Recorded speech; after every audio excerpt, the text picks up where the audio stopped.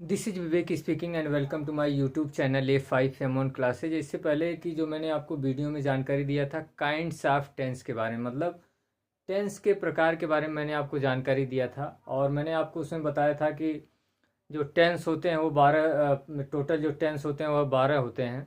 और उसमें मैं फर्स्ट नंबर आपको जानकारी देना चाहूँगा कि प्रेजेंट इंडिफिनिट टेंस के बारे में, जिसे सिंपल प्रेजेंट टेंस के नाम से भी जानते हैं और हिंदी में इसे अनिश्चित वर्तमान काल या सामान्य वर्तमान काल के नाम से भी जानते हैं। और इसकी मैं आज पहचान के बारे में आपको जानकारी देना चाहूँगा, इसका इंट्रोडक्शन आपको बताना चाहूँगा। और वैसे तो आपको बताना चाहूँगा कि जो इसका हिंदी में अर्थ होता है अनिश्चित वर्तमान काल, तो इसमें जो भी इस टेंस में जो भी काम होते हैं वो अनिश्चित समय के लिए होता है, जो भी कार्य होता है वो अनिश्चित समय के लिए होता है। इसमें पता नहीं चलता है कि कार्य कब तक हो रहा है, मतलब कब तक ये समाप्त होगा इसमें काम। और वैसे आपको मैं इसके बारे में जानकारी देना चाहूँगा कि जिन हिंदी वाक्यों के अंत में ता है, ती है, ते हैं, ते हो, ता हूँ, ती हूँ आदि शब्द आते हैं तो वाक्य, मतलब कहने का मतलब तो वह वाक्य प्रेजेंट इंडिफिनिट टेंस या सिंपल प्रेजेंट टेंस कहलाता है।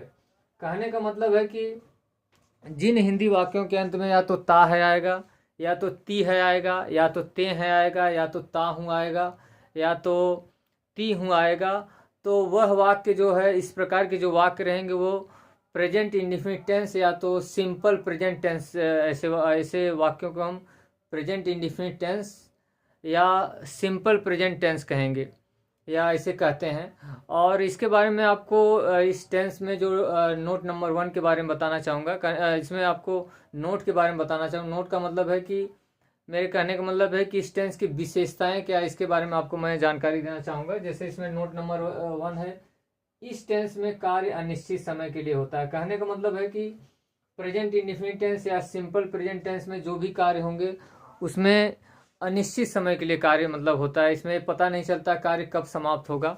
और 2 नंबर है, सेकंड नंबर इसमें है, इस टेंस की सहायक क्रिया डू तथा डज होती है। कहने का मतलब है कि जो प्रेजेंट इंडिफिनिट टेंस की जो या सिंपल प्रेजेंट टेंस की जो सहायक क्रिया होती है, जो हेल्पिंग वर्ब होती है, वो डू तथा डज होती है।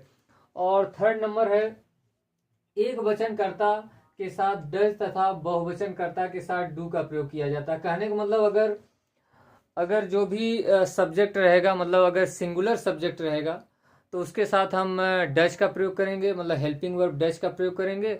अगर अगर प्लूरल सब्जेक्ट रहेगा, मतलब बहुवचन अगर करता रहेगा, तो उसके साथ हम डू का प्रयोग करते हैं इस वाक्य मतलब इस टेंस में।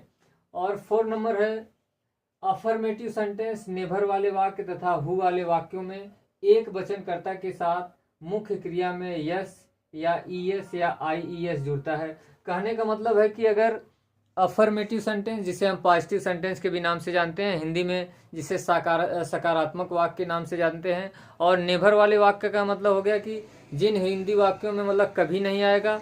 हु वाले वाक्य कहने का मतलब है कि हिंदी वाक्य में